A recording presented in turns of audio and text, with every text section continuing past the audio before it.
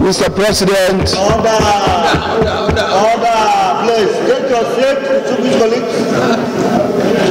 Mr. President and their colleagues, this bill seeks to enable a person appointed to the office of the Inspector General of Police to remain in office until the end of the term stipulated in the letter of appointment.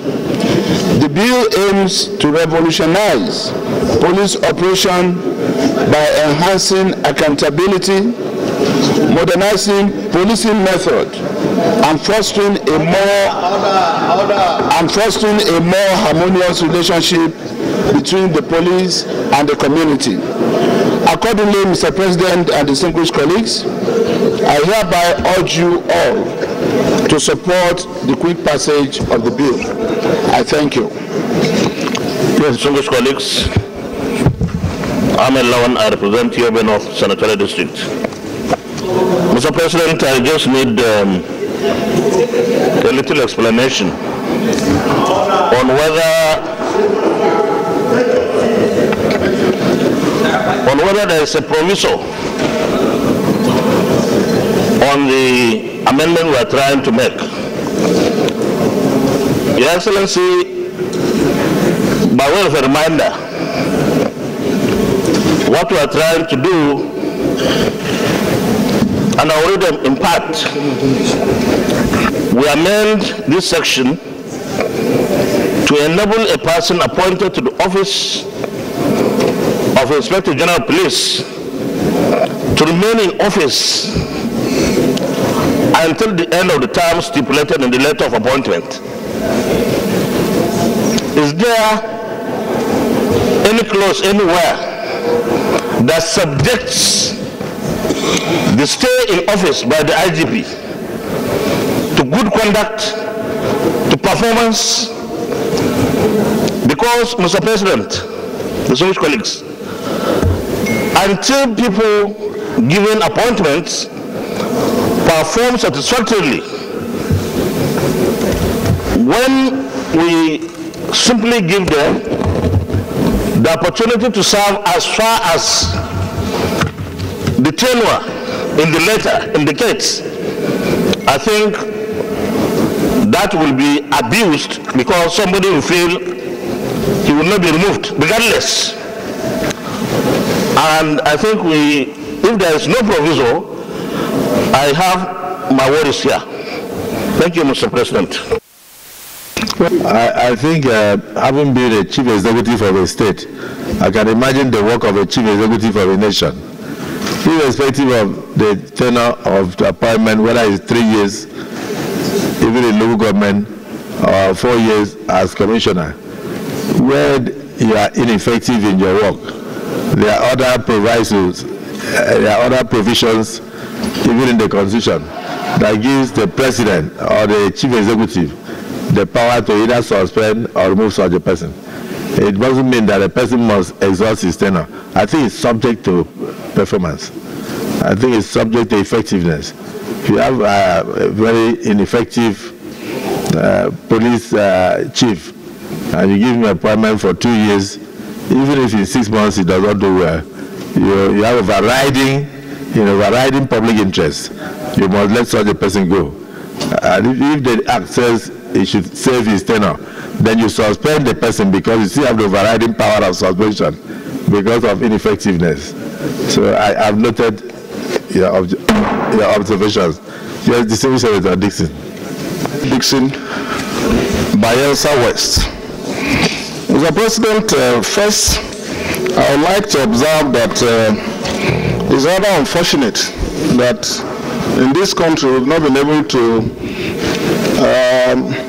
formulate set and steady rules aimed at strengthening the police as a service and protecting the office of the Inspector General of Police.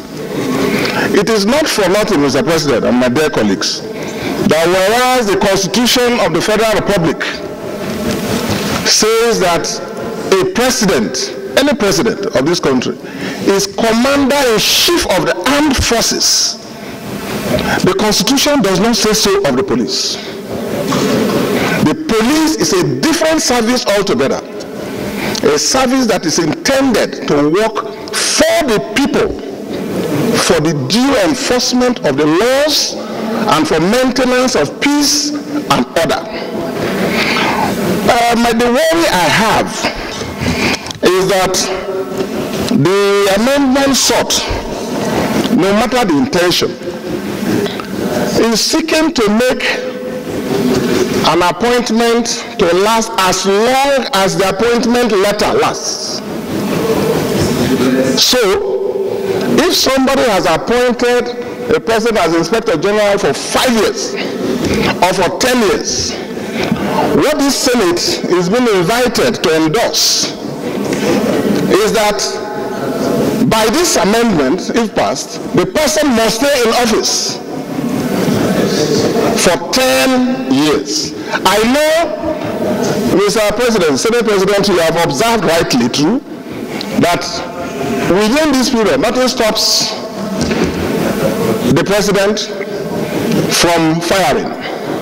But that leads us back to where we are coming from, which, as someone who started life in the police, we are very sad about. This Senate should rather think of a holistic review of the Police Act, aimed at strengthening, creating the institution, and insulating it from political pressures. We should elevate the office of the Inspector General to a level of justices of the Supreme Court, for example, or of those independent national electoral officers, for example, where the approval or two-thirds majority of the National Assembly or of this Senate should be sought. So this is a new dimension. I know that the Senate leader has said that the amendment is aimed at strengthening the office. But I think that this amendment, we should look at it carefully, particularly as it relates to somebody staying in office for as long as the office.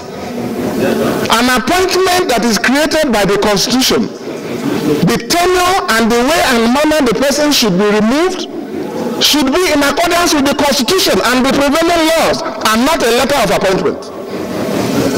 So I believe that in as much as this motion, this bill is well intended, the police needs a comprehensive review, needs institutional strengthening, which we fully support, that maybe as a result of these issues I've raised and many more others, maybe we can stand down this bill for further consultation and even consultation with the police authorities themselves and other relevant stakeholders, so that by solving a problem we don't create other sets of problems. Thank you. Yes, clarification. To Mr. President, Senate President Emeritus, His Excellency Senator Ahmad Lawan, very valid observation. I've also, like the rest of us, just listened to most distinguished Senator Seraki Dickson, and I also give it to him that having run a successful political career as a member of the House of Representatives, as a senator and a former governor, I cannot also run away from the fact that he started his career as a policeman and a police officer in this country. However, Mr. President, it's important that I make this clarification so that we don't center our debate around misconception. The Police Act 2020 in section 7 sub 6 has already defined, also as done by the Constitution of our country, has already defined the tenure of office of the Inspector General of Police.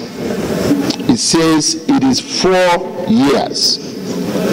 And usually, when an Inspector General of Police is appointed, that is also stated in the letter. And if you look at what this bill is seeking to do, this bill is only seeking to achieve that purpose, that you are appointed for a specific tenure and you should be able to, spend that tenure in office, except where the appointing authority decides otherwise. Mr. President, from the chair, you gave instances. And the Police Act is also very clear as to the procedure for the removal of Inspector General of Police, where for any reason is also living under expectation. And this bill, sir, is also with reference to Section 7.6. Let's look at the bill again. The bill, Section 18, the amendment of Section 18. Section 18 of the Principal Act is amended by inserting a new subsection 8A, which reads, notwithstanding the provisions of subsection 8 of this section, any person appointed to the office of Inspector General of Police shall remain in office until the end of the term stipulated in the letter of appointment, in line with the provisions of Section 7.6 of this Act. Section 7.6. And what does Section 7.6 says? That an Inspector General of Police shall spend 4 years in office. So it's already defined, and this bill is not seeking to do anything otherwise. If anything, as Senator Seraki Dickson would want to see happen in our country, this bill is only seeking to guarantee the tenure of office of the Inspector General of Police without prejudice to the various provisions in the Police Act as to the procedure for removal of the Inspector General of Police where he is found wanting. Thank you, sir. I think distinguished colleagues, if you listen to the distinguished colleagues, a bill for an act to amend the Police Act 2019 and for related matters therewith 2024, third reading taken.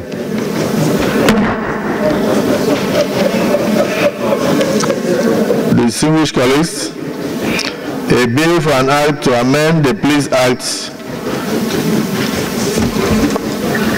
Just a minute.